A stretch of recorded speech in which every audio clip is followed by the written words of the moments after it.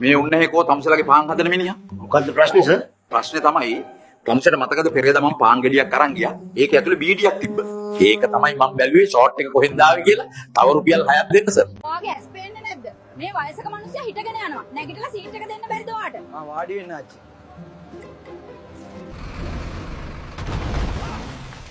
ඒ කොහෙන්ද එච්චර හයියක් වල්නවා කියෝ? මොකද්ද නංගී උනේ? ෂික් විතරක් බලන්නකෝ.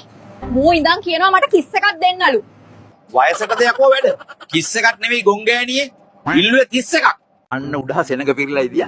පුරාවිද්‍යා දෙපාර්තමේන්තුවෙන් හොයන් අවුරුදු දහස් ගාණක් පරණ ගෑනු මානව ඇටසැකිල්ලක් වට. හම්බුන ගමන් කොහොමද මිනිහෝ ගෑනුද පිරිමිද කියන්නේ? ඉතින් ඔයගේ පැය 24 එන්නම හක්ක වැඩ වගේ ඒකෙත් හක්ක වැඩ කර කර තිබිලා තියෙනවා. මට පේනවා මහත්තයා සහකාරියක් නැතිව අවුලෙන් ඉන්නේ ඔයා 35 වෙනකන් විතරයි. ඒ කියන්නේ ඊට පස්සේ සුපිරි කෑල්ලක් සෙට් වෙනවා. පිස්සුද යකෝ? ඊට පස්සේ උඹ ඒකට හුරු වෙනවා. සර් පොඩි හදිසියකට මට හෙට නිවාඩු ගන්න ඕන උසාවි යන්න. හෙට තමුසෙට පිස්සුද?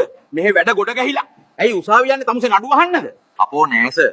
කලින් නිවාඩු නැහැ කියපු බොසාගේ දත් ටිකක් කැඩුව එකේ නඩුව. අනේ හිමිට වැඩ කරන් එන්න මල්ලි.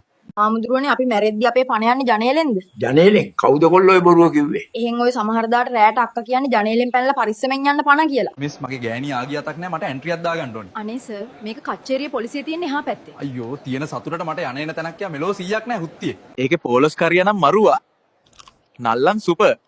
මොන පොලොස්ද බං උඹ ඔය කියන්නේ? අඩෝ මේ තියෙන්නේ බත් එකේ. මොන පොලොස්ද හුත්තෝ?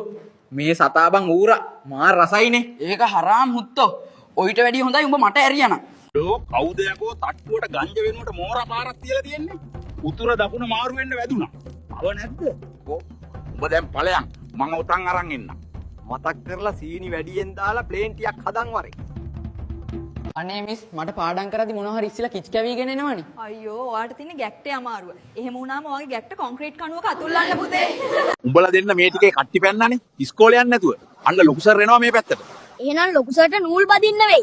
මම කිව්වේ 100 මැරුණ කියලා. මිස් නොහුකා ටිකට් ගන්න මාරු සල්ලි වලින් දෙන්න. හරි අයියේ. මට කොටුවට ටිකට් එකක් දෙන්න. මිස් කොටුවට ටිකට් දෙන්න කොළ නැහැ. අනේ නොහුකා බහින්න.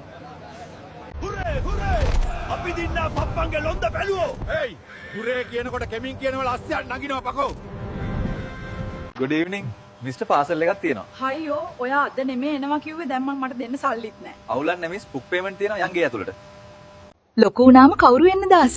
මම ඩඩ්ලි මාමා වගේ ව්‍යාපාරිකයෙක් වෙලා ලෝකෙ වටේ ට්‍රැවල් කරනවා. රැජිනක් වගේ මගේ නෝනව බලා ගන්නවා. හරි ෂෝක් තරිදු. එතකොට නෙත්මි ටීචර් මට ඉතින් එච්චර මහන්සි වෙන්න දෙයක් නැහනේ. මම තරිදුගේ නෝන වෙනවා. ඒ යකෝ තෝ මොකද බිලි දුන්න කුකුලා කාලා නැත්තේ? මචෝ බිලි දෙනකොට ලොකු එකෙක් දීපන්. මට මදි. සමහරට මලගෙවල් තිබුණා. තුන් වේලටම දුන්න කෑම මොනවද කියලා දැනගත්තත් මැරිලා ඉන්නේ ගෑණියක්ද පිරිමියක්ද කියලාවත් දන්නේ නැති.